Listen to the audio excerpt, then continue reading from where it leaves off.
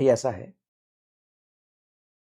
Class में चीजें आप पढ़ रहे हो, क्लास में चीजें पढ़ने के बाद, कंसेप्ट समझने के बाद पीवाई क्यू लगाओ, क्लास में जो क्वेश्चंस करते हैं उसका एक बार रिवीजन करो, कंसेप्ट का रिवीजन करो, टेस्ट दो, टेस्ट में सीधा नंबर नहीं आते हैं, आप अभी पढ़ रहे हो, थोड़ी सी प्रैक्टिस और लगेगी आपको, चीजों को रिकॉल करो, एग्जामिनेशन टेम्परामेंट से बैठो, एग्जाम के बाद थोड़ी एनालिसिस करो। देखो, कोई एक रीजन नहीं है ना किसी के नंबर ना आने के, बहुत सारे रीजन हो सकते हैं। क्या रिवीजन करके गए थे? क्या जो क्लास में कराया था सारा रिवाइज करके अच्छे से गए थे? क्या आपने सिली मिस्टेक्स कम किया?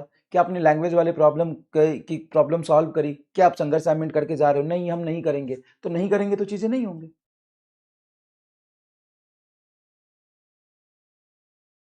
ठीक है, सारे के सारे क्वेश्चंस क्लास के ही हैं। आप देख लीजिए, मैं अभी खोल के दिखा दूं।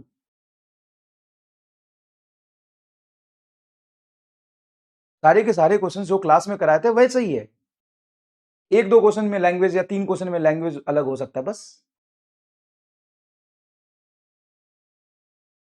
अब आप धीरे धीरे एक गोल बनाओ, ठीक है, धीरे धीरे गोल बनाओ कि हमें अगले एग्जाम में 30 नंबर इंप्रूव करना है, फिर अगले एग्जाम में 20 नंबर करना है, और उसी 20-30 नंबर का स्कोप ढूंढो। सुनो, शांत मन से तुम्हें क्या करना है, पेपर उठाओ, ठीक है, पेपर उठाओ, और उसमें ना 20-30 नंबर का कहां स्कोप मिल सकता है वो ढूंढो। कुछ अलग थे, कंसेप्ट अलग था, लैंग्वेज अलग था, बता कैसी बात कर रहा है भाई? अभी पेपर मंगा के देखूं मैं? हो ही नहीं सकता। दो तीन क्वेश्चन में कंफ्यूज, तो दो तीन क्वेश्चन में कंफ्यूज हो जाए, तुम्हारे 150 आने चाहिए, 150 आ जाएगा तो टॉप कर जाएगा। जो दो तीन क्वेश्चन में तू कंफ्यूज हुआ वो तो सबके लिए एक जैसा होगा ना, ठीक है ना, वो तो सबके लिए एक जैसा होगा। ठीक है, हर क्वेश्चन मैं क्लास से दिखा दूंगा। हो सकता है कि दो तीन क्वेश्चन को लैंग्वेज ऐसे घुमाया हो, आप नहीं समझ पाए हो, बस, और कोई दिक्कत नहीं है।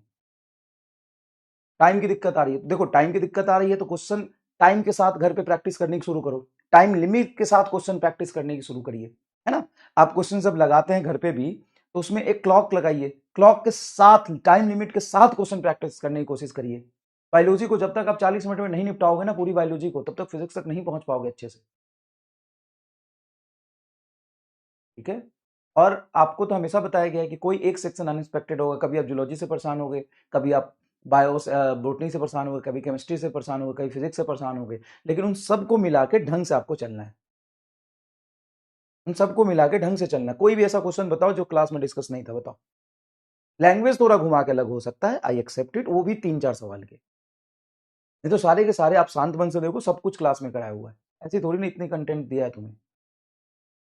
बताओ, एक ऐसा क्या पूछा था जो क्लास में नहीं था, मुझे बता दो, बताओ, ऐसा क्या पूछा था जो क्लास में नहीं था? 171 फिजिक्स पर 1.5 घंटे लग गए, ठीक है भाई, तो लेंदी रहा होगा पेपर, थोड़े लैंग्वेज टफ रहे होंगे, ठीक है।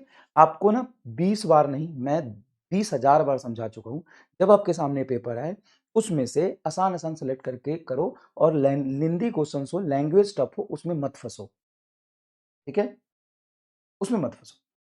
देखो दो तीन अभी मैं बता रहा हूं, शांत मन से सुनो, अभी भी बहुत टाइम है, चीजें ठीक हो जाएंगी, बहुत टाइम है, चीजें आराम से ठीक हो जाएंगी। 3-4 चीजों पे ध्यान दो। सबसे पहले फोकस के साथ क्लास में पढ़ो, वो तुम कर रहे हो, बहुत अच्छी बात है। नोट्स जब बनाते हो तो नोट्स को लिख लिख के रिवाइज करो, अगर नहीं कर रहे हो तो नंबर कभी नहीं आएगा, लिख के ले लो।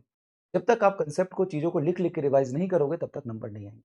तीसरी बात, जब आप पेपर में बैठते हो तो पेपर अनएक्सपेक्टेड कुछ भी आ सकता है, चाहे वो फिजिक्स टफ हो या केमिस्ट्री टफ हो या बॉटनी टफ हो या ज्योलॉजी टफ हो, अनएक्सपेक्टेड कुछ भी आ सकता है। तो अनएक्सपेक्टेड पेपर में जो सेक्शन टफ है उसमें आप फंस के आसान सब्जेक्ट को अगर खराब कर लोगे तो दिक्कत हो जाएगी। कई बार जूलॉजी बहुत मुश्किल होगा, फिजिक्स आसान होगा, केमिस्ट्री बहुत मुश्किल होगा, बॉटनी आसान होगा, फिजिक्स बहुत मुश्किल होगा, बायो आसान होगा। तो आप फिजिक्स में फंस के आसान सेक्शन को छोड़ना नहीं है, आपको पूरे पेपर पे एक 5 मिनट या 10 मिनट में स्कैन करना है थोड़ा सा, वो पैराग्राफ देख के पता चल जाता है किसमें क्वेश्चन आसान है किसमें टफ है। नहीं पता चल रहा है तो क्वेश्चन प्रैक्टिस बढ़ाइए, ताकि आपको 5 से 10 मिनट में स्कैन करके पता चल जाए कि कौन सा सेक्शन इस बार पेपर में टफ है, कौन सा इजी है। फिर क्वेश्चन जब करने जाओ तो आप फिजिक्स में जाओ या बायोलॉजी में जाओ या केमिस्ट्री में जाओ, जो टफ आपको पढ़ रहा है, जो क्वेश्चन लेंदी है, लैंग्वेज वाइज लेंदी या कुछ अजीब सा है, उसको तुरंत से स्किप करने की कोशिश करो और आसान को पकड़ो। चौथा, सिली मिस्टेक्स अगर हो रहे हैं तो उसको कंट्रोल करो। पांचवा, पेपर इतनी ज्यादा दो कि टाइम मैनेजमेंट की स्किल पता चल जाए, आपको ये पता हो कि कौन से समय पे कौन सा क्वेश्चन हमें सॉल्व करना है, किस तरीके से पेपर अप्रोच करना है।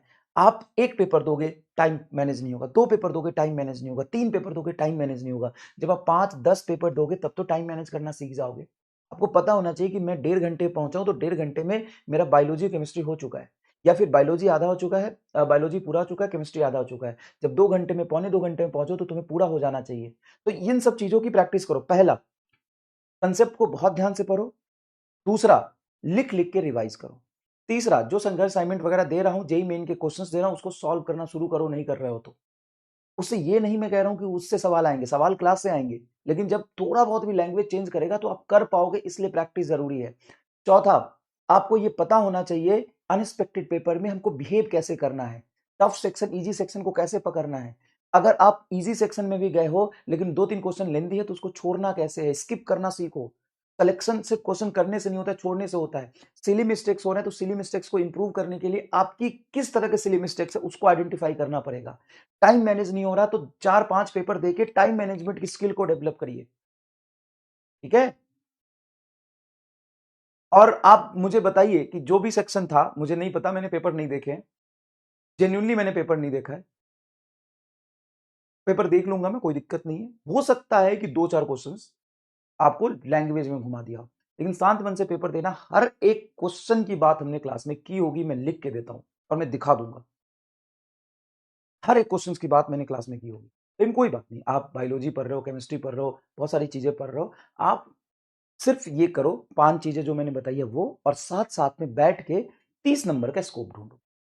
30 नंबर कहां बढ़ सकता है पूरे पेपर में, फिजिक्स केमिस्ट्री बॉटनी जूलॉजी सब में मिला के 30 नंबर मेरे कैसे बढ़ेंगे। और सिर्फ नंबर से जज मत करो, पेपर के लेवल से भी ऊपर नीचे जज करो अपने आप को कि पेपर कैसा आ रहा है, पेपर किस तरह का है, ठीक है ना, वो जज करो। कि पेपर अगर इजी है तो नंबर ज्यादा आना चाहिए, पेपर अगर टफ है तो नंबर थोड़े कम आए, 5-10